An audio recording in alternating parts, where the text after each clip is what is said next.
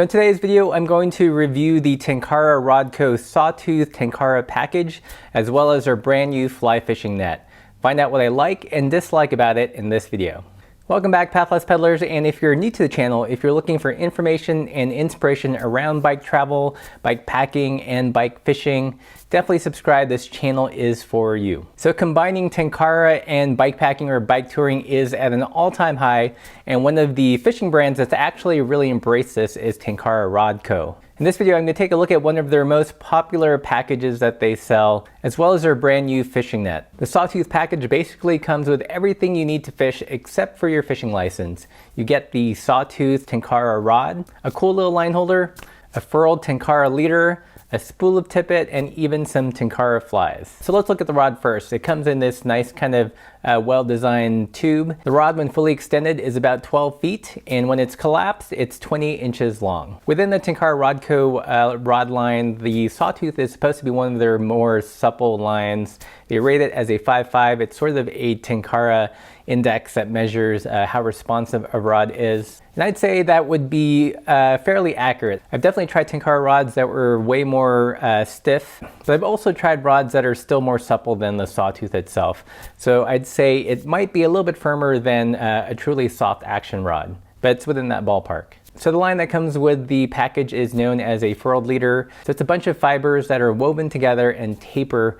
And what this does is allows you to load the rod when you're casting, as well as unroll smoothly and present your fly nicely. On the end of the line is a little tippet ring where you tie in your tippet. And this makes it really easy to kind of adjust the length of the tippet that you need for your fishing situation. The line holding spool that it comes with has this kind of nice faux woodish finish to it. And it works pretty well for storing the line as you're traveling, but I found it for me that the grooves on the edges were not very deep, so I kind of have like stubby fingers, and I kept on dropping the spool when I was undoing the line on the water. So the way I like to fish it is with actually these little line holders. They're basically kind of like these plastic twist ties that you can put on either end of the rod, and this creates a nice place for you to loop your line when you're moving around the river. So these rubber twist ties don't come with this package. I'm going to put a link to that in the description below if you want to get your own, but I highly recommend getting something like that, some kind of line holder system that attaches to the rod,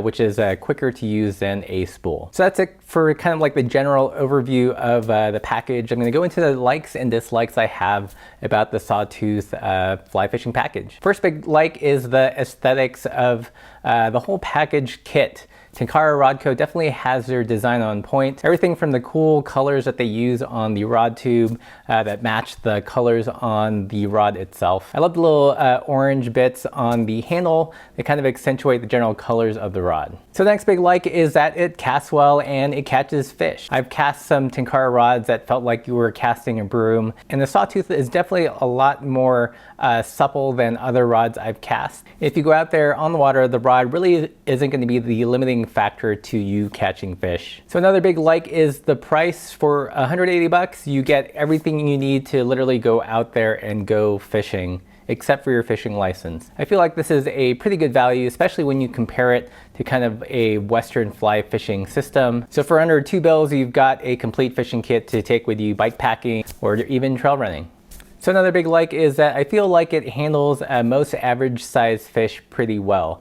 I love fishing it in the small creek in our backyard, and fish between the 6 to 10 inch range are still fun. Fish within the 12 to 14 are definitely fun, and fish above that length you can definitely catch, but it's going to take a little bit more finesse and you might break them off here and there. So this is a rod that you can use in small creeks, in medium-sized rivers. If you've got waders, you can kind of move around the water a little bit better. For fishing ponds in your town, if you want to catch a little bluegill or a bass, this rod would be pretty much all you would need, unless you have to really cast out to far distances. And that's it for the likes. Let's go on to dislikes. There are a couple, they're not huge deal breakers, but just some things that I noticed. So the first dislike is the spool that it comes with. It's perfectly functional, but like I said, like the ridges on the side are fairly narrow, so it's really easy to drop on the river, especially when your hands are wet and cold. So I would definitely upgrade from that and either get these rubber twist ties that hold the line, or upgrade to the Tenkara USA spool which I feel is one of the best line management systems for Tenkara rods out there on the market. And the last dislike, it's not really a dislike, it's kind of splitting hairs. It's not the softest or most supple rod I've used, although it does load well with the included line.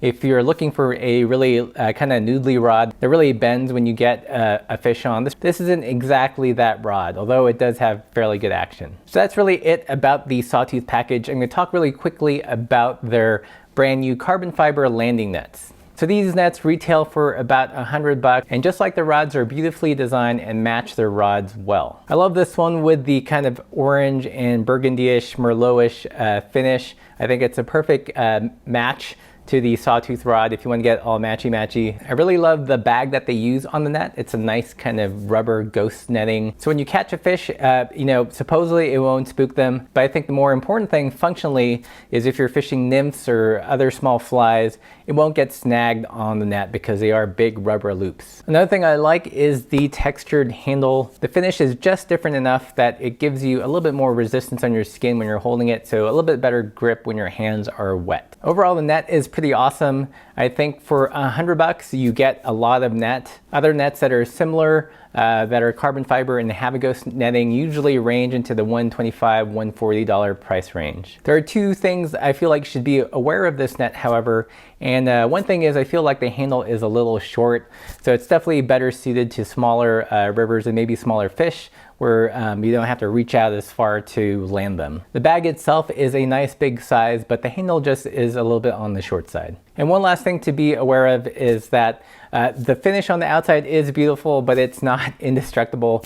I've accidentally dropped the net a couple times on some rocks, and I've definitely seen it kind of chip off the paint on the surface. So that's definitely one thing to be aware of with this net. If you want to maintain that nice colored surface, you're gonna have to baby it just a little bit. It's not like a wooden net or an aluminum net where you can just kind of throw it around left and right.